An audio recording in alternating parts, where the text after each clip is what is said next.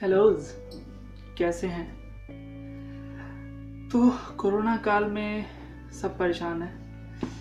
मैं, आप, पड़ोसी, रिश्तेदार। मौज तो बस वाइल्ड लाइफ वालों की हो रही है, जैसा कि आपने वीडियो में पहले भी देखा ही था। तो कोरोना काल में वो हालात कुछ अब ऐसे हो गए हैं कि मौत से डर नहीं लग रहा, लेकिन मरने से डर लग रहा है। आप समझ रहे हैं मैं क्या कहना चाह रहा हूँ? अब मौत से डर नहीं लग रहा है, लेकिन कहीं मर ना जाऊं इस कोरोना काल में, इस बात का डर लग रहा है मुझे। आई थिंक आप सबको भी लग रहा होगा। अगर आप लोग न्यूज़ चैनल और सोशल मीडिया और रिपोर्ट्स वगैरह पूरी दुनिया की और इंडिया की देख रहे हैं तो आपको भी पता लग ही रहा होगा। मैं ऐसा क्यों बोल रहा हूँ? ऐसा मैं इतने दिन से तो मैं यही बोल रहा था, घर से बाहर मत निकलो, मास्क लगाओ, ज़रूरत के टाइम ही बाहर निकलो और अपने का ख्याल रखो। अभी भी मेरा कहना वही है, लेकिन अभी मैं ऐसा क्यों कह रहा हूँ?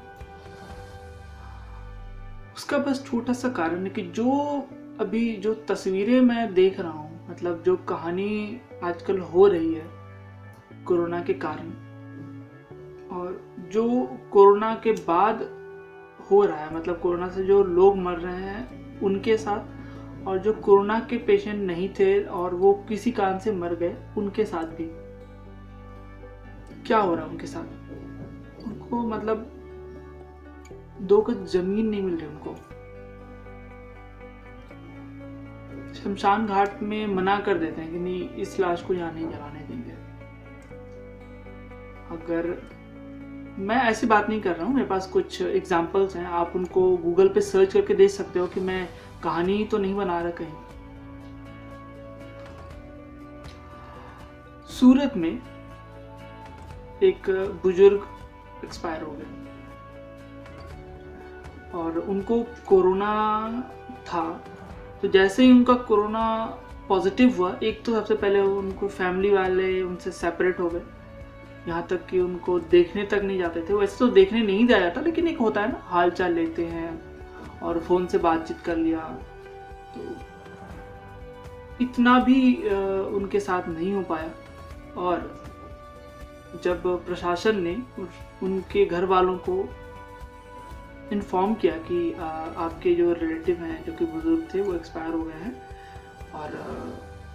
और आगे जो लास्ट राइट्स है, जो अंतिम जो यात्रा होती है, यात्रा तो आजकल होती नहीं है, मतलब जो लास्ट राइट्स होते हैं, जो अंतिम संस्कार होता है, वो करवाएंगे हम। मतलब प्रशासन ने बोला हम करवाएंगे, लेकिन आप टाइम से आ जाना।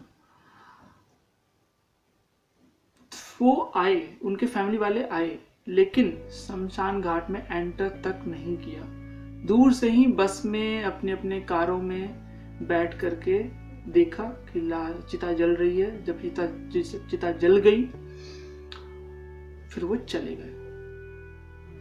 रांची में एक मुस्लिम फैमिली थी, ठीक है, और वो भी कोरोना से उनकी मौत हुई थी। कोरोना ने ही उसकी जान ली थी, कोरोना की मौत मरे थे वो।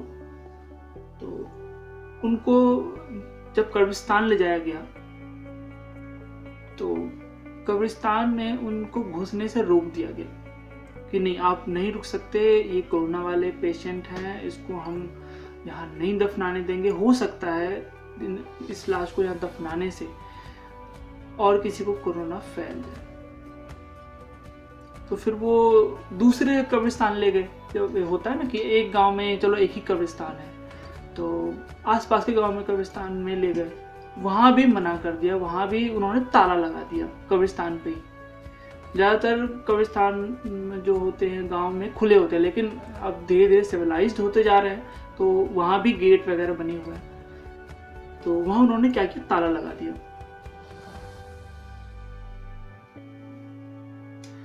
फिर अब क्या करें, दफनाना तो है ही, तो उनको कहीं सुनसान ले जा करके, बिल्कुल अपने गांव से दूर, बिल्कुल सुनसान जगह पे उनको दफनाया गया और मुश्किल से 4 या 5 लोग थे उनके साथ उनकी जनाजे में, है ना।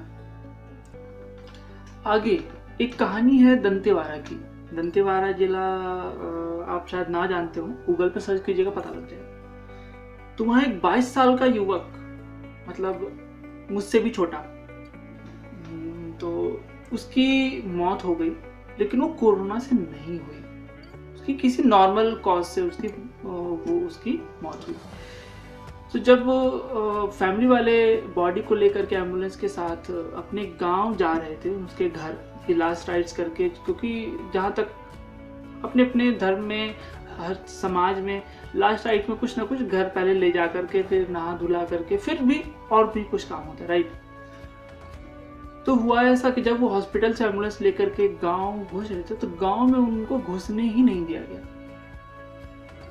गांव में बिल्कुल एंटी लोग भीड़ जमा कर दिया उन्होंने, सब गांव वालों ने मिलकर कि नहीं, इसको हम गांव में घुसने नहीं देंगे, इसको बाहर से ही बाहर आप लेके जाओ और इसका लास्ट राइट, अंतिम संस्कार आप कर दो। फिर घाट ले गए, कोई घाट उसको अपने घाट पे उसमें पनाह नहीं दी कि ये घाट, इस घाट पे आप उसको जला दें, अंतिम संस्कार कर लें, नहीं, कुछ भी नहीं हो सका। फिर उन्होंने क्या किया, सोचा कि चलो हिंदू ही है तो कोई बात नहीं, हम इसको दफना देते हैं। यहाँ तक कि उसको दफनाने भी नहीं दिया, क्योंकि लोग उनके पीछे उनका पीछा कर रहे थे, दूर से ही देख रहे थे कि ये कैसे इनका अंतिम संस्कार करते हैं। लोगों के मन में इतना डर है कि उन्होंने ना तो उनको शमशान में जलाने दिया, ना ही किसी कब्रिस्तान में तो नहीं, लेकिन कहीं भी खेतों में भी उनको दफनाने तक नहीं दिया। आखिर में हार के उन्होंने क्या किया, एक नाला था जो कि काफी बड़ा था, अपने गांव या फिर अपने जो भी जहां पे था, वहां पे एक नाले में उनको बहा दिया।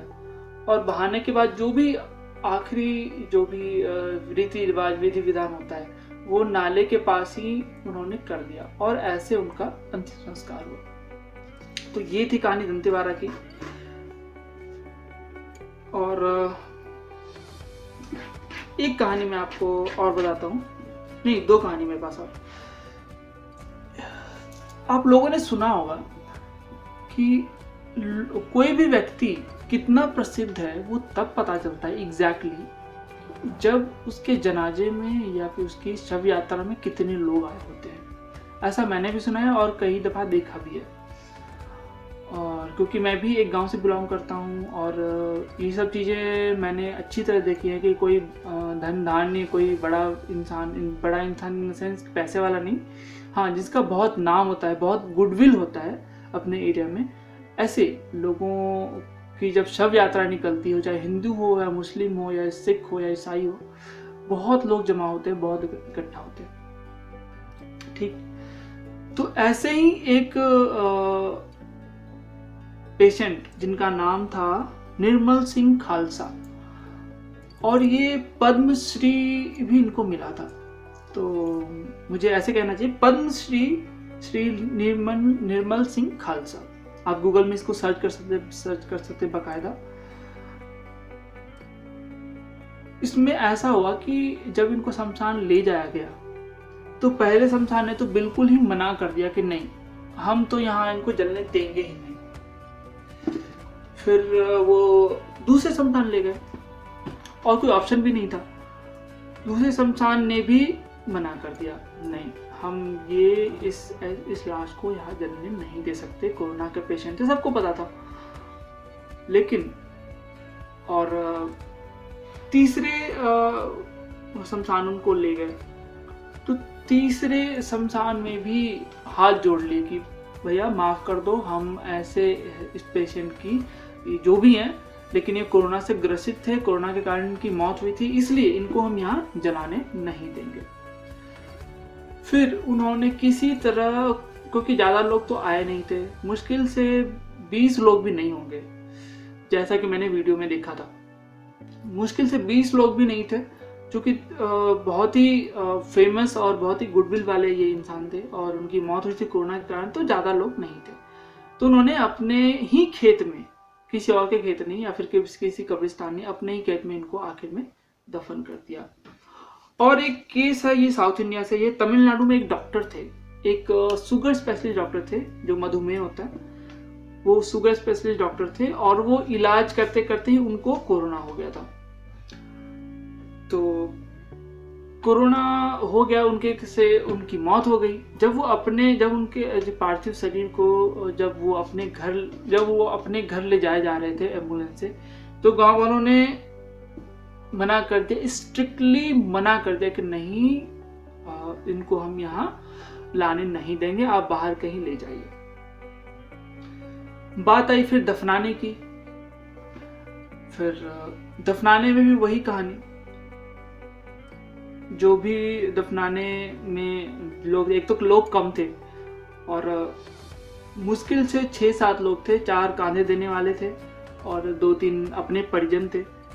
तो दफनाने तक उनको नहीं दिया। आखिर में उन्होंने क्या किया,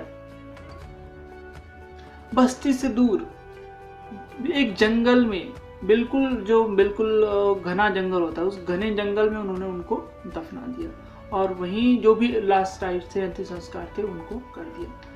देखिए, ये कहानी ऐसी बात नहीं कि दिल्ली में नहीं हुई है। ये कहानी मुझे ऐसा लगता है कि हो सकता है ये दिल्ली से ही शुरुआत हुई हो और ऐसी न्यूज़ फिर बनी तो लोगों ने फिर मना करना शुरू किया स्ट्रिक्टली, और इसको सोचना शुरू किया कि हाँ, ऐसे लोगों को गांव में, शहर में, कब्रिस्तान में, शमशान में नहीं मतलब करने देना चाहिए। तो निगमबोध घाट में ये कहानी मतलब 8 से 10-12 दिन पहले की बात है। निगमबोध घाट में एक मृतक की लाश लेके गए, 10-12 लोग थे साथ में, और निगमबोध घाट दिल्ली में ही है, यमुना के आसपास है कहीं पर। तो वहां ले गए और उनको शमशान घाट में जलाने के लिए, जो प्रोसीजर के लिए गए थे, प्रोसीजर के लिए उन्होंने रिक्वेस्ट करा। तो उन्होंने, जो निगमबोध घाट वाले थे, उन्होंने स्ट्रिक्टली मना कर दिया कि नहीं, ये कोरोना का पेशेंट होंगे, शायद आप बता नहीं रहे हो, जबकि कोरोना का पेशेंट नहीं थे। तो उन्होंने मना कर दिया। चूंकि वो फैमिली जो थी, जो वो मृतक थे और उनके जो परिजन थे, वो अच्छी मतलब अप्रोच वाली थी। तो वहाँ फिर उन्होंने अप्रोच लगाया, फिर MLA MPs को कॉल गए, फिर उन्होंने निगमबोध घाट से जो व्यवस्था थी, जो मैनेजमेंट थी, वहाँ से उनको रिक्वेस्ट कह लें या ऑर्डर कह लें, जो भी कह लें, वो हुआ। फिर उसके बाद उनका अंतिम संस्कार हुआ। तो आज के डेट में यही कि लोग इतने डर गए हैं कि क्या कहें। इसीलिए मैंने शुरू में कहा था कि मुझे मौत से डर नहीं लग रहा, मुझे डर लग रहा है मरने से, कोरोना काल में मरने से। और अगर आप टीवी देख रहे हैं, न्यूज़ देख रहे हैं, सोशल मीडिया देख रहे हैं, न्यूज़ हेडलाइंस पढ़ रहे हैं और न्यूज़ देख रहे हैं, आप मतलब इंटरनेट पे आजकल, क्योंकि अखबार भी लोग नहीं पढ़ते होंगे, तो ई अखबार भी आ रहे, इलेक्ट्रॉनिक वर्जन सबका, वो आप लोग देख रहे होंगे, तो आपको कहानी पता लग रही होगी कि आजकल क्या हाल है। तो बस इतना ही कहूँगा कि हालात बहुत ही अभी क्रिटिकल है, कुछ ज़्यादा ही क्रिटिकल है। और तो बस ज़्यादा कुछ नहीं कहूँगा। अपना ख्याल रखिए, घर से बाहर जितना कम हो सके निकलिए और कोरोना से बच करिए। बस, जय हिंद।